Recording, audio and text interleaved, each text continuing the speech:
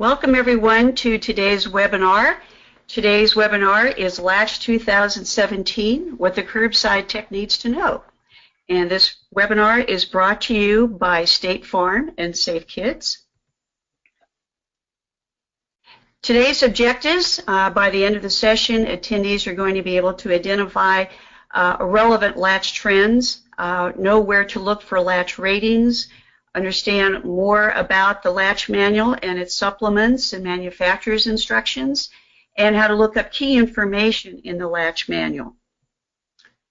Today with us we have Denise Donaldson, who is owner and the editor of Safe Ride News Publications and provides a number of resources and educational materials for the CPS community. Not only does she help produce the LATCH manual, but also the School Bus Safety Handbook and the Safe Ride Newsletter. So she's also founder and director of a program that contracts with Seattle hospitals, and Denise became a CPST instructor in 1998. So she is a wealth of information. And so Denise, welcome, and I'll turn it over to you. Thanks, Kim. Hi, everybody. Thanks for tuning in to learn about LATCH today. Like Kim said, since we've recently completed the 2017 LATCH manual, it's a good time to talk about LATCH trends, look to the future, and review current LATCH resources. Next slide, please. First, I'll talk about some trends we've seen in the last few years. Some we pick up while researching the LATCH manual, but like most of you, some trends we note just through regular participation at checkup events. And I also get information by checking out new vehicles at our annual auto show, which is a lot of fun. Next slide. One clear trend I've seen is the increasing usefulness of those labels that give lower anchor attachment weight limits. As you likely remember, NHTSA began requiring this on labels as of February 2014. And while that's only a little over 3 years ago, I'm finding that many of the car seats we see at our checkup events are new enough to have this information on the label. So when we see a convertible or combination car seat, we always look for the belt routing drawings that are required by NHTSA, as shown here in the photo on the left. Then right there by the belt path drawing for LATCH, we can point out the lower anchor attachment weight limit to the caregiver. So here it says that the limit for this seat is 45 pounds. This has made it super easy to provide education, and I think it is so user-friendly that a parent might even be able to remember where to find this information later, even if that's down the road after the child has grown a bit. Of course, remember that NHTSA required the limit to be on the label as of February 2014, but didn't require that it be located by the belt routing drawing until February of 2015. So if you're working with a car seat made in this window of February 2014 to 2015, it's likely you'll have to look for the weight limit among the other warning labels as shown on the right, using that longer wording that's shown there. In either case, though, don't forget that some convertible or all-in-one car seats are so heavy and can be used to such high child weights that you'll need to check the rear-facing information too. A few models do have limits in rear-facing mode, and it's common for a rear-facing limit to be lower than the forward-facing one. But on the other hand, also remember that some car seats don't have a limit on the label, even if they were made since 2014, because the lower anchor attachment can be used at all approved harness use weights. This includes all rear-facing only car seats and also booster seats. It even includes some convertibles and combination seats when the harness goes to 50 pounds or less and the seat itself is relatively light, so the combined weight would never exceed the maximum of 65 pounds. Next slide, please. Another trend over the years has been for more vehicle manufacturers to say that they allow tether anchors to be used following the car seat manufacturer's tethering recommendations, which is basically to always tether forward-facing.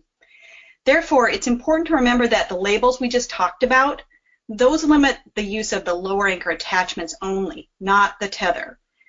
So this image shows a small portion of table B1 at the beginning of Appendix B in the LATCH manual, where we summarize the various anchor limits provided by vehicle manufacturers. Notice that the lower anchor limits are separate from tether anchor limits, and while some manufacturers And for some manufacturers, the two are the same. Many manufacturers do allow continued tether use with the seatbelt after the lower anchor limit has been met. So that's a very important distinction to make when educating caregivers about how to read those latch limit labels. If the vehicle manufacturer allows it, all car seat makers would say to attach the tether at any time the car seat is used forward-facing in harness mode, whether you're installing with latch or with a seatbelt. And I think we'd all agree it would be a shame to have those handy labels misused in order to limit any tether use that we would want to have parents be doing. Next slide. Another trend, after a long period of time with no change on the list of car makers that allow installation in the center using the inner bars of outboard latch positions, which we sometimes call non-standard center latch, we were pleased to see that a few manufacturers and models have now been added recently. This information is provided in the top center bullet of the vehicle manufacturer's entry in Appendix B of the latch manual, and it's also summarized in Table C1 of Appendix C, which is the pages shown here. But I'm going to talk more about that part of the latch manual later on. Next slide. And then one last trend is that we've seen more models having push-on type lower anchor connectors. In the past, those tended to be on only the more expensive car seats. Now, while we still do see plenty of the simpler J-hook or hook-on types, it's possible to find the push-on types on more affordable car seat models as well. Next slide. So those are the basic trends we've seen, and while they're all positive ones with respect to latch safety and ease of use, we'd sure like to see many other latch improvements. As we all know, even when instructions for latch are clear or clarified, actual use of the anchors is often complicated by things like where the anchors are located, other hardware around the anchors, lack of clear marking, etc., etc. Looking to the future, there's reason to hope for improvements through either regulatory or market pressure means, so let's consider those. Next slide, please. Back in early 2015, NHTSA completed a review of latch use in real vehicles and found many areas needed improvement, like we've noticed. So it issued a proposal for some regulatory changes that would fix those. Most of the changes it proposed would be to FMVSS 225 in order to address vehicle problems, while a few would be changes to FMVSS 213 for car seats, those having mostly to do with enhanced marking of the latch parts. Next slide. For example, many of the proposals aim to improve access to lower anchors in vehicles, recommending specialized tools so the manufacturers and NHTSA could objectively test for things like depth around the lower anchor bar, the clearance angle provided around the bar, and the amount of force needed to attach to the bar. Other proposals have to do with requiring better marking so people can actually find the lower anchors and tether anchors more easily. But as I mentioned, unfortunately, over 2 years later, NHTSA hasn't issued a final rule yet, and when it does, it has said it would give manufacturers 3 more years to comply. Next slide, please. So, given that relief doesn't seem to be coming through regulation anytime soon, I'd like to make the case for another way to bring about needed change, and that's through market pressure. In a nutshell, if manufacturers come to realize that consumers want or even demand certain features, they're much more likely to provide them. And the great news is the Insurance Institute for Highway Safety's Vehicle Latch Ease of Use Ratings is a great resource for generating just that type of awareness. So remember those tools that I showed you on the last slide that NHTSA proposed for use for testing latch? Those were actually developed by the IIHS along with the University of Michigan Transportation Research Institute. And using those tools and some other parameters, the IIHS now rates vehicle latch for ease of use. And I want to make sure technicians know how to find this information. So next slide. Okay. By going to www.iihs.org and looking under ratings, you can enter a family vehicle to see all the crash test and other ratings that the Institute does for vehicles. It's super handy that right there on the same page as the crash ratings, you can scroll down to find the overall latch ease of use rating for the vehicle. So here we have the Chrysler Pacifica minivan, which you can see has gotten some terrific ratings for crash worthiness, all green. However, for Latch Ease of Use, it rates only marginal.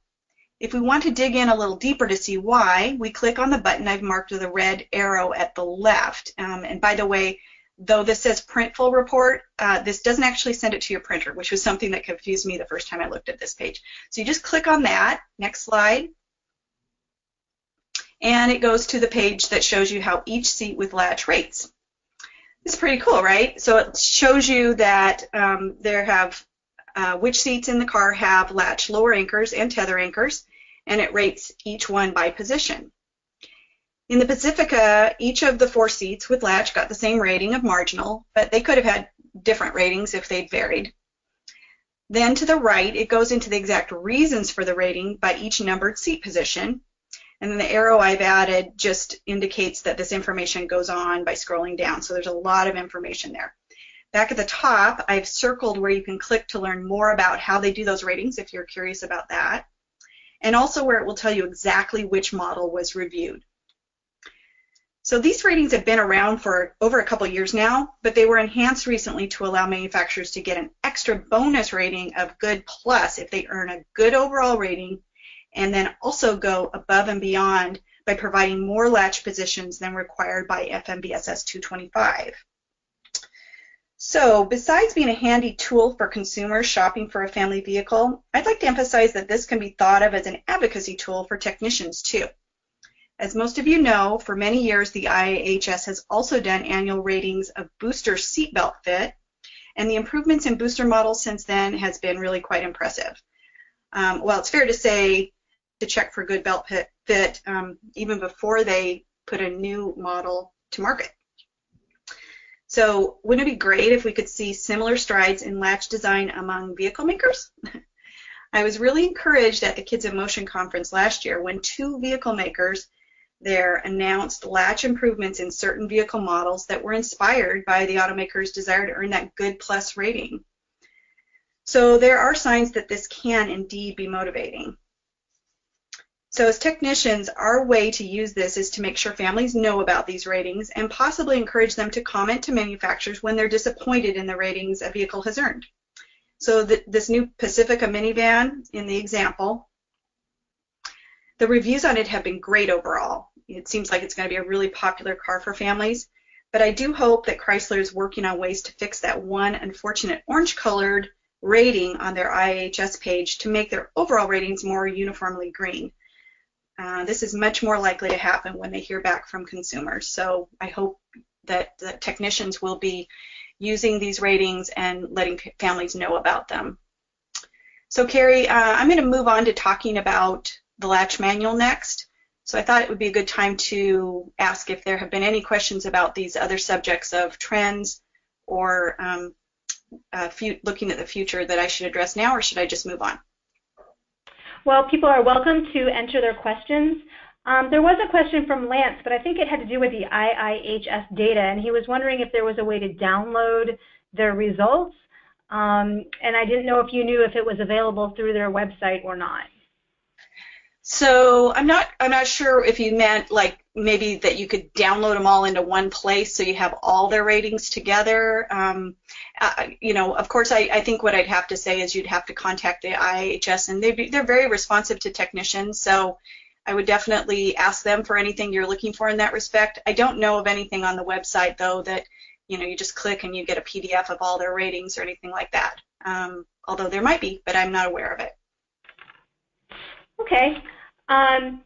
There's a lot of questions actually that are specific to IIHS, so I want to remind everybody that Denise does not work for them. So if you do have specific questions about things such as have the IIHS latch ratings been made into an app, or that sort of thing, go to iihs.org, and they would be your contact for anything related to their studies, their resources, their findings. And that was the compatibility issue that Denise had been talking about. So if you have more questions about that study or you want more information, please go to the iihs.org website, and that's the Insurance Institute for Highway Safety. So you can also Google it if you don't actually remember what it is. So thank you. I believe that's it. for now, but we're getting some great stuff here. And I'll add to that, Carrie, just on page C6, almost the very latch, right before the index in the latch manual, there's the research citations, and that will also give you the citations for the articles that the IIHS has done on testing how latch is usability. And so if people want to be able to look that up online, they can check out that citations page in the latch manual and find those that way. Okay, so moving on, there is hope for latch improvement in the future, but let's turn now to talking about things about using latch today. And naturally, we want to remember to use all of our latch resources, primarily using the car seat and vehicle owners manuals, as always. As we've discussed, also look at the labels for some information about latch, including strap routing and weight limits. And increasingly, manufacturers also use their websites for additional information too. Despite all these expanding resources, or perhaps even because of it, using the latch manual is also as helpful as ever today. So that's what we're going to talk about a little more the rest of this webinar. Next slide. As I hope you've noticed, the current latch manual released in January is Aqua. Of course, our biennial update of the manual is needed to add new car seats and vehicles that have come to market since the last edition. But like always, each new edition also includes much more than that. Information on older models is also reviewed, and updates are really often made on even older cars and car seat information. With so many changes throughout the entire manual, it's super important to use only the current one. And that means it's risky to continue referring to an edition with a red or an orange cover, and certainly any of the other colors you see in the rainbow in that picture. So today, it should be sticking to the Aqua one. Oh, and also I'm going to mention this right now because this always comes up in questions that yes, we are planning on some electronic versions of the latch manual. What will be available first, hopefully by the end of this year, will be a PDF version. And we're also working on an app, but that project is longer term. Next slide. These are the latch manual chapters, which come at the front of the book. Just due to time, I'm not going to go into a lot of detail about these, but if you're in new tech, there is a ton of useful information you can learn about latch by reading these chapters. And, you know, honestly, if you're an experienced technician, I guarantee you'd find some interesting stuff there too. All the chapters were reviewed and revised for 2017, but the one that's most changed is Chapter 6 on retrofitting tether anchors. That's where it says with supplement. That chapter now includes a new supplement that summarizes vehicle manufacturer and model-specific information having to do with retrofitting tether anchors. The photo here with the arrow is showing that if you look at the top of the 2017 edition, you can find the supplement marked by the dark lines right there at the top. And I'll talk more about that supplement a little later. Next slide. So for the appendices, we still have Appendix A that gives you car seat information. We have Appendix B, which is where you find all your vehicle information. And we have Appendix C that has details on using lower attachments and center positions. For 2017, we eliminated Appendix D because the service bulletins for vehicle manufacturers with free tether anchor retrofit programs got moved to that supplement in Chapter 6 that I talked about. And so we didn't need Appendix A anymore because all that information is together in one place with the retrofit stuff. Next slide, please. So for the next several slides, I want to discuss the various ways that the latch manual can help technicians in their work. The slides provide page numbers, so if you happen to have a latch manual with you now, you can turn to the pages as we go along. First, a word about latch terminology. We purposely align our terminology with NHTSA terminology, and although I still sometimes slip up the words I use when I'm talking, despite my best efforts, I'm definitely careful to be consistent in the latch manual so that we can be as clear as possible in our guidance. Please note that there's a glossary on pages 8 through 10 of the latch manual in case any further definition of terms is needed. Of course, among manufacturers, though, there's no attempt to sync up terminology, and as you can see here, there's a huge array of terms used in owner's manuals. So the latch manual can sometimes be used to translate Next slide. I mentioned earlier that we asked the manufacturers to review all information for each 2-year revision. Sometimes that leads to changes, and occasionally those changes are actually updates or corrections to information found in owner's manuals. By the way, sometimes we get that information from those of you in the field who notice things in manuals that doesn't jibe with what's stated in the Latch manual or what seems to be right. And so sometimes we're actually able to get back with the manufacturer and provide an update or a correction. So you can usually find this type of thing in the notes section for individual models, but occasionally it's part of the bullet section. Sometimes they're marked as corrections, while other times the manufacturer prefers that we refer to them as notes or clarifications. But the main thing to remember is that these are approved by the manufacturer. So if the Latch manual publication date is more recent than the owner's manual date, follow what they've provided in the Latch manual.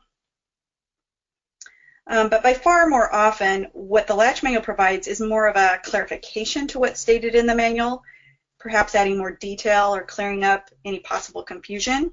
So in the next few slides, I'll give you some examples of that. Next slide.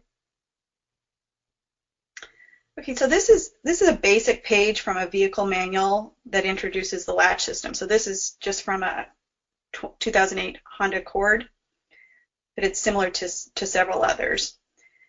Most CPSTs have actually seen this diagram or one very much like it, which shows that there are 4 lower anchor bars with lines to them coming from a central point.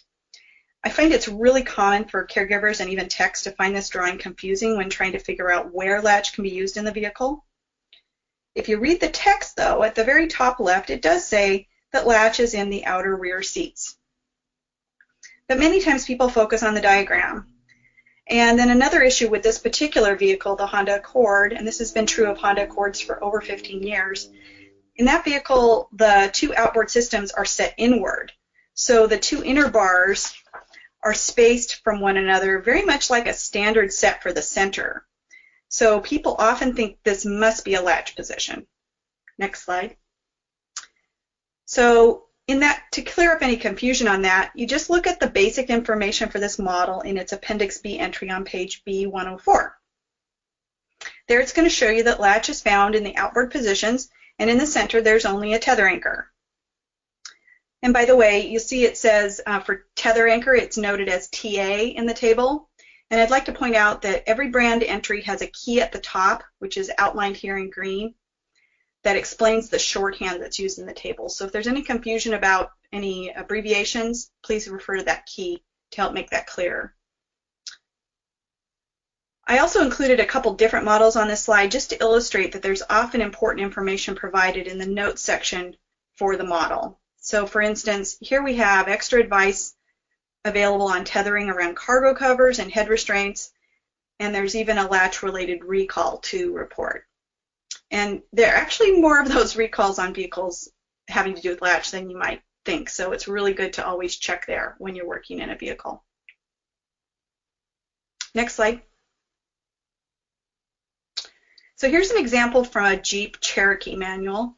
There are a few manuals. This is just one example. Don't mean to pick on this one, but there are a few manuals where we found information that is confusing because it's contradictory. So here the instructions say that all 3 rear seating positions have lower anchorages for flexible latch. But yet immediately after that, it says that the vehicle seatbelt must be used for the center position. Next slide, please. So this is especially confusing since Jeep is one of the brands that does sometimes allow non-standard use in the center. But checking out the Cherokee entry notes, it clears up the confusion, saying that the correct guidance is that Latch shouldn't be used in the center installation for that particular model. So whenever there's an actual discrepancy between something in the manual and we're saying something different, we really try to work with the manufacturer to make it clear that what we're saying, we understand there's a difference, and what we're saying in the Latch manual is the appropriate guidance. Next slide. And it did mention there that information was also clarified by Jeep's parent company, Fiat Chrysler Automobiles, in its online CPS supplement. And I should mention again here that some companies do provide extra usage information online. So shown here are two of those examples. The Nissan Infiniti Snug Kids tool that they have for saying what car seats work well in various seating positions in their vehicles. And then there's the Fiat Chrysler Automobiles online CPS supplement. This example is for their SUVs. For 2017, we reviewed those online sources of information, and in some cases where we found clarifications were needed or there was some contradiction with either what we'd been printing or what was in the owner's manual, we addressed those in the LATCH manual.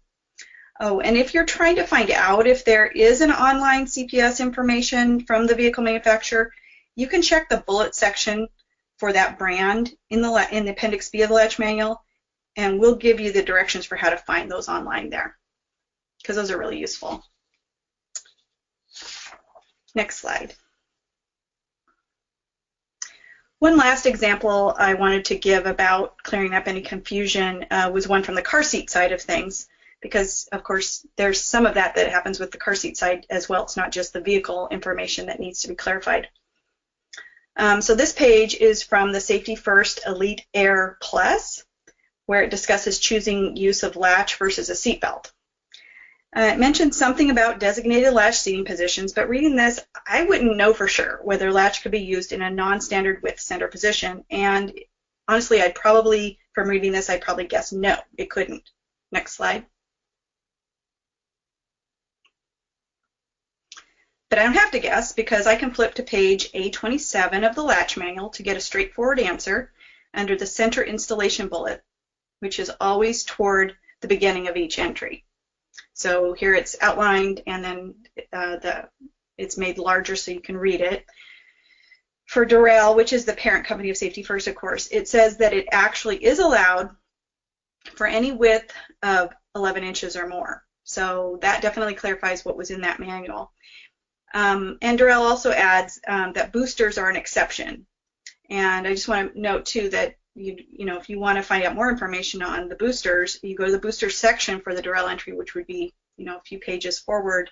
You'd page forward in that entry, and you'd find that Durrell never does allow use of latch with its combination seats when used in booster mode. So we wanted to make it clear that that also is true when it's used in a non-standard center position. Next slide. And this brings me to another benefit of using the LATCH manual, and that's that it consistently provides answers to basic LATCH questions. So I'll just make up a theoretical example. If the question is, may I use the lower anchor attachment for my combination seat in booster mode? If the answer is no, sometimes the owner's manual doesn't address that, but instead you often have to read through all the instructions to include that the answer is no, simply by omission. So, of course, this takes a lot of time, and ultimately you're still kind of worried that you might have missed the information somewhere. At least that's how I feel. I look all through a manual, and this is true of LATCH questions as well as non-LATCH questions. But, you know, for the LATCH manual, I can try and address this by always striving to give you an answer in a consistent place where you can count on finding it, so you don't have to try and figure it out by omission. Next slide. So the last kind of value to the LATCH manual that I wanted to point out is cross-referencing, this concept of cross-referencing. So certain LATCH topics belong, if you will, to either the car seat or the vehicle. For instance, if we're talking about retrofit tether anchors, that's a topic addressed only by the vehicle manufacturer. But for a whole bunch of issues, the stance of both manufacturers must be considered before you decide how to use the car seat. Some of those questions are common, basic questions, while others are not so basic. Although you still have to look up the answers given by both manufacturers, the LATCH manual has a value by putting those responses into one resource. And it also provides input from each manufacturer about how their input should be considered with respect to the other manufacturer. So next slide, please. So on the vehicle side of things, a lot of this information would be found in the bullet section that comes before each entry. So here we have page B164.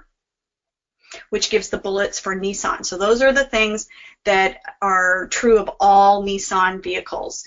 And so below that would be where the table entries are for each model, specific information, but you'd apply all these bulleted pieces to all the models. So examples of basic information that we can find here include whether non-standard width center use is allowed, and we always are going to put that at the top of the center row, so you always find it top center for center use. And there's a series of bullets having to do with the anchor weight limits that are always over at the top left-hand column. And then the question of, can the latch be used with a booster? And there's going to be a bullet that answers that question provided in the bullets. Next slide.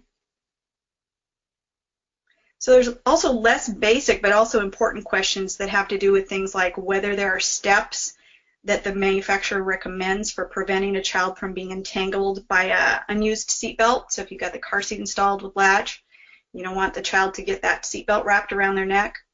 Are there recommendations by the vehicle manufacturer on that? Whether the advanced airbag sensors are a type that could be affected by an improperly over-tightened rear tether or, by extension, any pressure on the seat back. You can think of a lot of car seat related things that might end up putting pressure on the seat back, including a rear-facing car seat. And this is going to let you know whether their airbag sensors are the type and in which seating position that might be a problem. And then also whether a seat belt can be used as a tether anchor in a pinch. And for many techs today, this last point might sound kind of strange, but in the years prior to latch, a third row seat belt was often utilized as a tether anchor for a second row car seat when no regular one was available back in those days. And even today, this can sometimes be a useful option for tethering some car seats for large children with special needs. And if you're interested in this topic, it's discussed on pages 57 and 58 of Chapter 5, so you can go there to learn more if you're interested in that.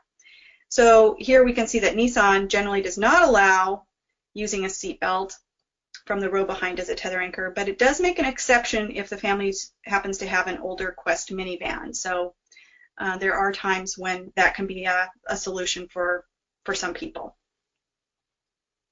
Next slide.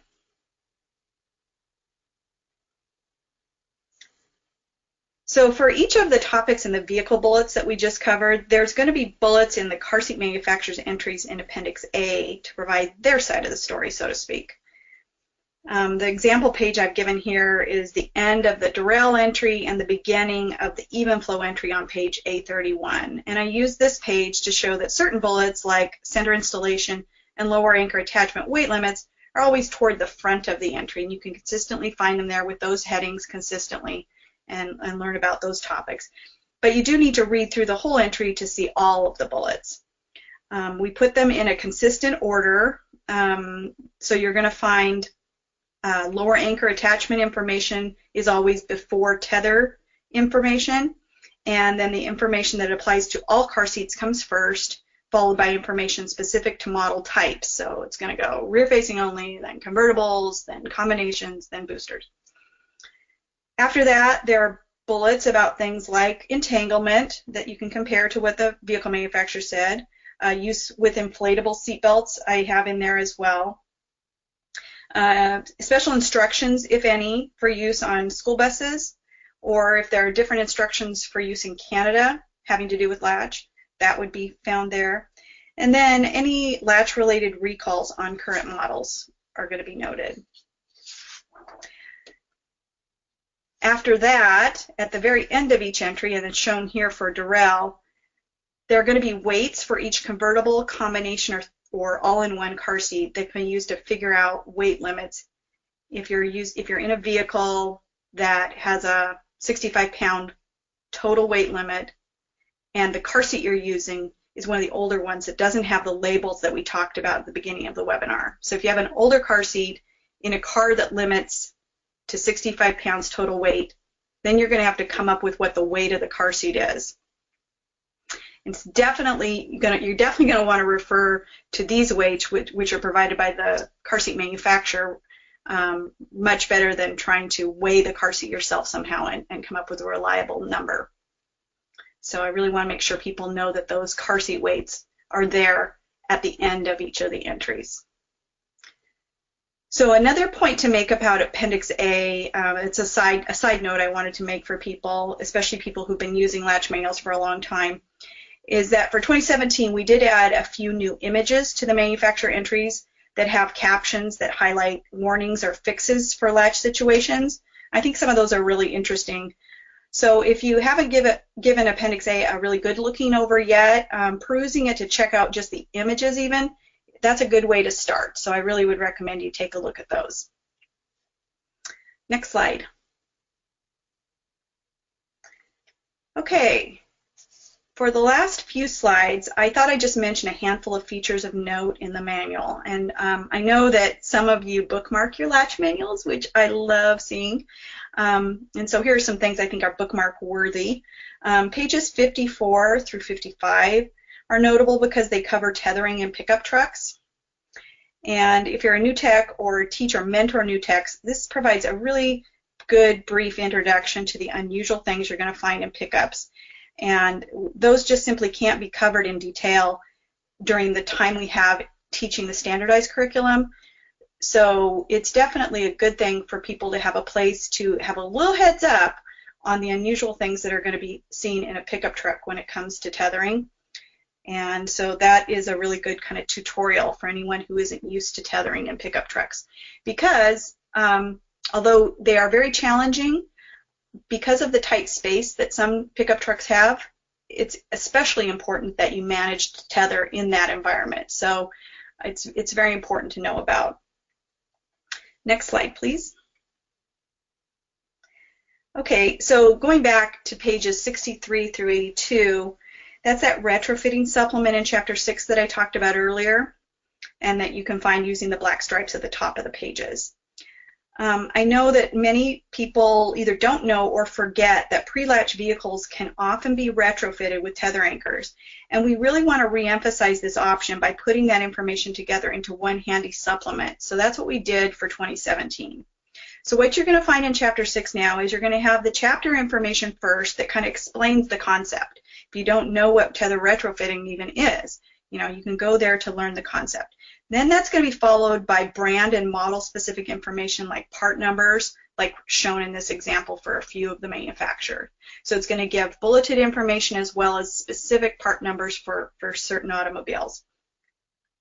And then after that, the service bulletins for the manufacturers that have free installation programs are still provided. So that puts it all in one place, all that information. There has been some concern voiced by some CPSTs that these retrofit parts are no longer available.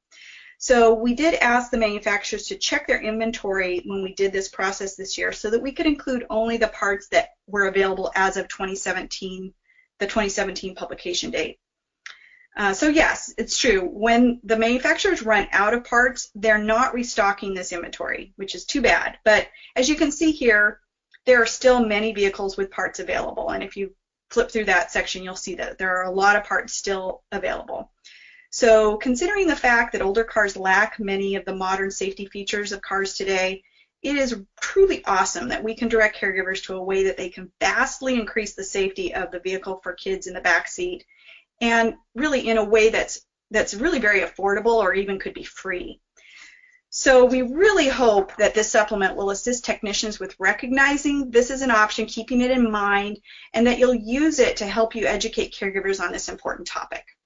So as much of the details you can give them, whether it's the service bulletin number and or the part number, those details are going to really help them in actually fulfilling those next steps of getting the parts and having them put in. Next slide, please. Another part of the chapters that some techs I hear overlook, but I do also hear they find it useful when they know it's there, is Chapter 7 about rear-facing tethering. And in particular, this is showing page 89 that has a table that lists all the current and past models that allow rear-facing tethering. And it gives detailed information about use and company contact information where you can go get more help. And I should also mention that unlike the other chapters, Chapter 7 does contain some brand-specific usage details. So it's definitely worth a read. If you go just to Appendix A about rear tethering, it's going to tell you whether or not it's allowed, and as we know, most cases it's going to say it's not allowed. In those cases where it is allowed, they're going to say that it's allowed, but most of the additional detail on usage, you're going to have to go back to Chapter 7 to find. So it's definitely something you want to know about and be using. Next slide, please. Okay, so this last section I want to discuss today is Appendix C. Now this appendix is only 6 pages long and it's way back at the end of the book, so I think it gets overlooked sometimes, but it's a really helpful resource. First, it has Table C1 on pages C2 and C3. So this is just one page of the 2-page, it's now 2 pages long, but this is one page of it. Remember that I mentioned some topics that must be cross-referenced between the vehicle and car seat advice? Well, for the topic of non-standard width center installation, what this table does is it brings the information from both manufacturers into one place and cross-references yes or no whether it's going to be allowed. So for 2017, the vehicle manufacturers that allow this in some vehicles are alphabetical now, in alphabetical order on the left. You can see there's Chrysler, Dodge, and Ford on the first page. And then that's followed by the vehicle model and model years for each one of those, grouped by how much space there is between the lower anchor bars. So the width. I had to make this all fit. You can see a whole bunch are grouped together with over 22 inches under Ford. So they're each grouped by the width of how far they is apart. Then you go across the top. That's where all the car seat manufacturers are listed that allow at least some limited installations this way. And those are also sorted by the spacing allowed between the bars. For the car seat manufacturers, there are some exceptions noted in footnotes, so you really have to be sure to check those out. So there are little you can see under Britax and under Graco, for instance. Well, maybe that's probably pretty blurry for you, but if you're checking out Table C2, you can see there's a tiny little footnote, number 1, number 2, and then at the bottom, and I tried to make those bigger, it lists what those footnotes go to. Now, I guess there's actually only 3 footnotes now, so, but you definitely want to check those and not just blanketly apply yes or no. You want to check and compare your car seat you're using to make sure it really is one that allows it. And on those lines, I want to emphasize that all this information on this table is also found in detail under each manufacturer's entry in Appendix A or B. But this is just a quick reference list that brings it all together and allows you to have that information from both manufacturers in one place. So if you're looking for the source information with all the detail, simply go to Appendix A or Appendix B and look up the car seat you're working with or car, and you'll get that information there. Next slide. And just because I think this is so helpful, I want to give you an example about how you'd use this table. So if you have a Kiko Fit 2 with a new rear-facing only seat that's being used in a 2014 Chrysler 200, we can see that the Chrysler 200 model does allow this type of installation for their model year 2011 through 2014.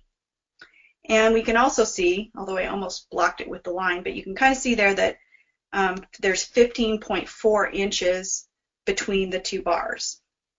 However, if we look across the top, we do not see that Kiko is listed among the car seat manufacturers that allow it, so the answer here is no. We can't use latch in the center in this vehicle with this particular car seat.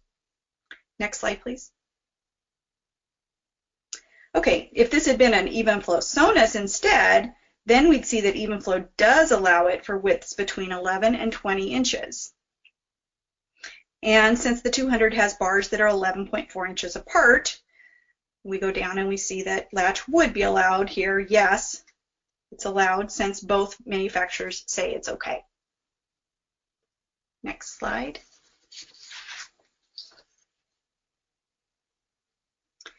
And there's also a second table, Table C2 in Appendix C, that I bet many people don't even know about, but this one lists all the vehicle models that have a standard center latch position. So whereas C1 is talking about manufacturers that allow a non-standard width center use, this is a listing of all the different cars ever that have had latch in the center position.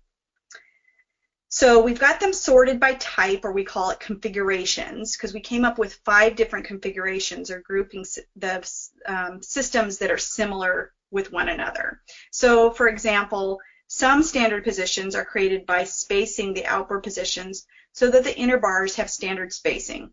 So there's standard latch in the center, yes, but if latch is used there, it can't be used in either outboard position.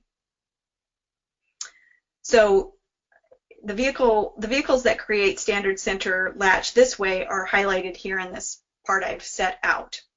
Okay, so and that points to where in the book you'd see it. And then, the next configurations are showing when you share one bar, or when the bars overlap, or when there are bars all the way across that are separate. So thinking way back to that confusing situation in Honda Accords that I described, where it seemed like perhaps Honda had purposely squished the latch together to space the bars in this way, another double check would have been to check this configuration in table C2 to confirm, no, Honda isn't listed here. It's only been Chrysler, Dodge, Ford, Lincoln, and Mercury that have made models that set it up that way so that you could have a standard center use. And when it's set up like that and it's standard, then you don't have to consult whether the car seat manufacturer allows that so-called borrowing, because it's standard. So it's very important to know when this is actually true, though, and when it is just your perception that it's that kind of width. So you have to really confirm that that's really set that way on purpose. So there's a lot of different ways that table can be useful in working with families. So that's just one of them. All right, next slide.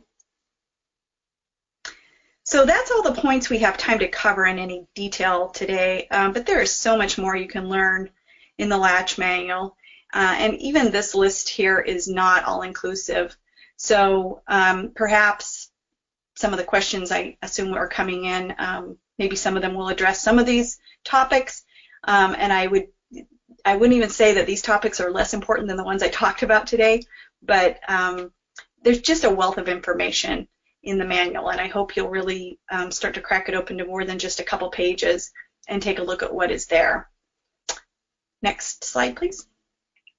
I also like to always mention that we have some free resources at our website. So we have a lot of different resources, but we have one specific to Latch as well, and one very important one is our Latch Manual updates. So as with anything that's printed in a hard copy version, if something changes in the future or is added that's of significance, there's going to need to be a way to notify people of that. And so we maintain a page at our website that keeps track of any updates to the most current edition. And a really good thing for technicians to do is to go to our website and click under subscribe, and you can actually sign up to be given an email to notify you of any changes if changes have happened. So, I mean, on the one hand, you can always come check my website and see if there are changes, but if you'd like to have us give a push to you so you know that something new is up there and you know that you need to go check it, then you can sign up. And the way to find out how to do that is very easy. You just open your Latch Manual to the first page behind the cover, and there is a step-by-step directions under Stay Up to Date. So right there you can find the directions to do that. Oh, and I should mention, if you did that before for the red version when we started doing that, or maybe it was the orange one. Anyway, if you've done it before, we still have your information. You don't have to do it again for this one. There's other things at the website that I hope you'll take advantage of, including if we have any newsletter articles, or we also have a Latch Manual FAQs page and things like that. So those are all there to support you, as well as what we call the Latch Gallery, which is a place we created to share photos of interesting lower and tether anchor situations. So stuff that, gosh, you've got to see this to believe it, but we don't have the space to provide pictures in the Latch Manual itself. But what we did in the Latch Manual is for each of the cars that have something at the Latch Gallery to kind of further clarify and show you, there's going to be, for any that were there as of the publication date, that is, we've noted in the notes section that you can, it says Latch Gallery, go to saferidenews.com, and you can find more pictures there. And that's actually even interactive, or the community can use it as well, because as much as Katrina and I have gathered information from visiting car shows and other places. We certainly encourage CPSTs to share with us anything you find out in the field. So there's actually a form for you to fill out and send us pictures. And we are happy to add other unusual situations to the Latch Gallery. Anytime you see things that you think you want other CPSTs to see, that, especially if you've figured out a difficult situation and you want to give other people a heads up that this can be fixed. Okay, next slide, please. And then, of course, you can earn CEUs for recertification as a technician by using the Latch Manual. And to do that, you need to have a Latch Manual, and you want to go to SafeRideNews.com and look up the quiz and answer the 20-question quiz. And in the future, I hope that I'm planning to update my website so that that can be done online, and it can get graded immediately, and you'll get a response right away. But for the present time, and until you see a notification, it'll be clear on the website. But for now, what I need you to do is make a copy of the PDF, just the first page with your answers, and then send it to info@saferidenews.com or Denise at saferidenews.com, and I'll grade it and get it back to you. Next slide, please. And that brings me to the end of my slides until we do some questions, but I really want to make sure you take note of our contact information. I'm very happy to hear from you. I love talking to you at conferences, getting questions sent to me, getting photos sent to me, because all of that is really what drives our ability to make this Latch Manual the most useful resource it can be for all of us. And so it's a community effort for sure. I'm constantly grateful for the input I get from the field. And so I am very sincere in saying we'd love to hear from you. And if your questions don't get answered here today on this webinar, obviously, you just contact me at another time. I'm happy to answer it. Do we have any questions, Carrie? Hi, actually we do, but first I want to let everybody know that their site is having temporary issues. SafeRideNews.com is the correct URL, and I'm sure it's being looked into. So just try back again a little bit later. Thanks, Carrie. I did not even know that, but it was working before the webinar, so maybe our people were so excited they shut it down. Oh boy. Okay. Yeah, surprise. This is real life, people. I did want to say, just in terms of the last slide about the quiz, is that, you know, there were a couple of nice comments. You know, Donna said that quiz is a really great way to get updated, become familiar with the manual, and earn a CEU. So she really appreciates that you guys put it out. Of course, it does have to be graded now, and so that's a good thing. So I do have a question from John. He wants to know, are there any circumstances under which we should be telling caregivers to discontinue tether use on a harnessed car seat? Well, okay, so you're putting me right on the spot right off the bat, of course. And I'm lucky in my practice, this does not come up all that often where I would even be in that conundrum, right? But as I said earlier, many of the car manufacturers say to just follow the car seat manufacturer's instructions for tethering, which would all say to keep using the tether at all harness weights. But there are a few that still say that the limit of the tether anchor is the same as the lower anchors, and that limit is 65 pounds minus the weight of the car seat, typically.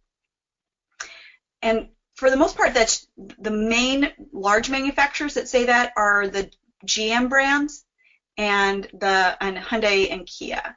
So it's not all that many, but those ones do. And I just have to tell you, I respect I respect that they make these statements on an informed basis. So but I do every time I update the Latch Manual, I make a big campaign or plea, or I bring this up with the manufacturer to try and make sure that they really want to say that. And in some cases, I've been successful, actually, in having them change their guidance. But in these ones that are still in here, trust me, I have asked them. And they're not explaining to me, and I don't expect them to explain to me why exactly they're sticking to that limit, but they do. Okay? So it's my role to report what they have to say. Although I have to tell you, in their owner's manuals, they don't list those limits. So if you're simply using that as your guidance, those limits usually are not stated there in most cases. So again, this is a tricky topic. I know many technicians, because tethering is so extremely important, really hate to get in a position where they have to say what the limit is for tethering and that anyone should stop using a tether.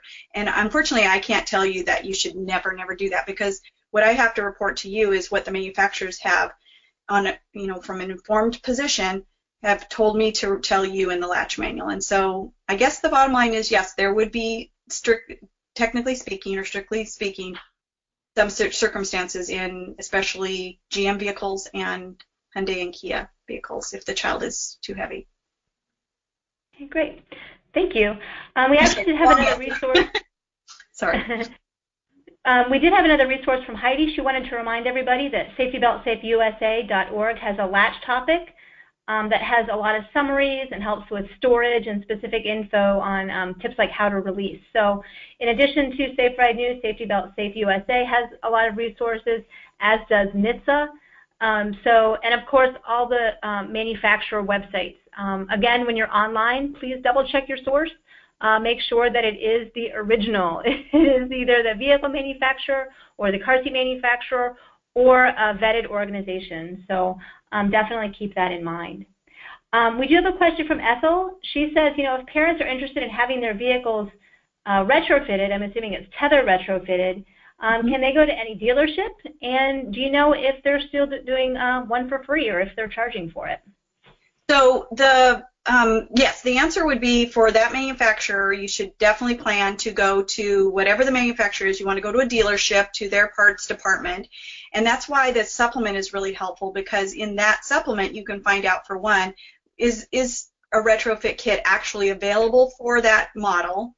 And if so, what would the part number be? Because by now, it's been over 15 years since cars have been made that would need a retrofit part. And so if you go to a parts department for most of the dealers and just ask them for the part by name, they might not have a clue what you're talking about. It's been a long time. So having that part number is extremely important to have, even for the manufacturers that do have a free program. And so the second part of that question was asking about whether the free programs still exist. And yes, the exact same free programs that existed from back in 2000 are still in place today. All of them have continued to honor that service bulletin, and that's why at the last several pages of the Chapter 6 supplement on retrofitting, the last several pages are the actual service bulletin pages for those manufacturers, so that you can get the service bulletin number, which is another good piece of information. If they can plug that into a computer, then they can learn about what you're even talking about. The job of actually doing the retrofitting and the parts themselves are not complicated, but they just might not even be aware of what they are. And so getting that information so that they can actually do the work and honor the free installation program is very important. Okay. We're going to do just two more questions.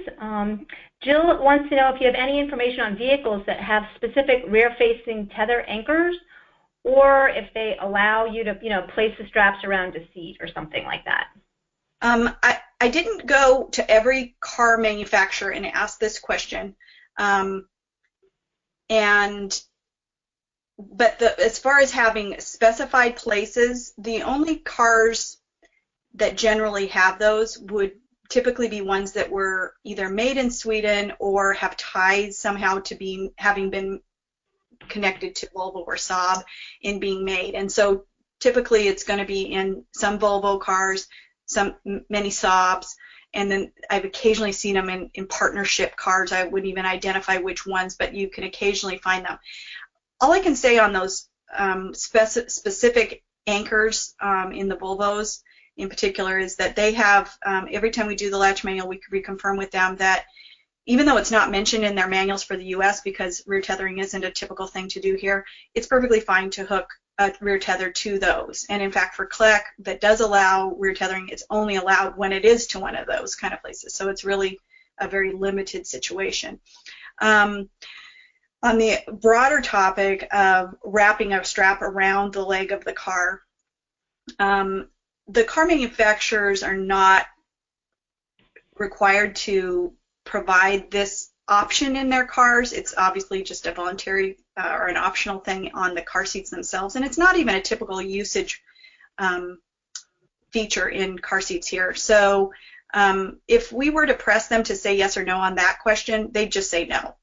So while we have let the manufacturers know that they can give us the information voluntarily and say whether they allow it or not, we don't have a particular yes or no on that. And I will point out that just Fiat Chrysler Automobiles has a bullet that actually says you can't wrap a strap around the leg because they've chosen to provide us with that detail.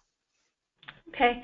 One more thing, I misspoke when I said vetted organizations. We don't vet, but I did mean the intent is that it should be a well-known, credible organization like Safe Ride News, Safety Belt Safe USA, health departments, NHTSA, Safe Kids, that sort of thing. So I just wanted to clarify that. Okay. Well, we only have one more minute, so I just wanted to ask, what was the most surprising thing that you learned when you were putting together information for this edition of the manual? Oh my gosh, what is the most surprising thing? Well, I guess I was mostly surprised by how many new models allow the non-standard center use, because I really do want to see more ability to use latch in the center, and we often see that type of installation being done incorrectly when it's not allowed, yet it somehow does seem to provide a very tight installation. And so having more manufacturers look into whether that works and is allowed or not, and saying, okay, yeah, that's okay, is just going to be probably the most realistic way we're ever going to have the more options to use latch in the center. And so having had so many years of not being allowed to, of having a very limited number of models that allow it, it was kind of exciting to see a few new ones added to the list, and I'm hopeful that maybe in the future we'll see more of those, especially since that's one way the manufacturers can get that coveted good plus rating on the IIHS ratings, and we've actually seen that that's come to bear in some of those decisions. So we hope to see a little more of that in the future. Thanks, Denise. I'm going to kick it right back to Kim. Very good. Well, thank you all for your participation, your great questions. And Denise, as always, you share wonderful information that is valuable for techs on the front lines. So thank you so much.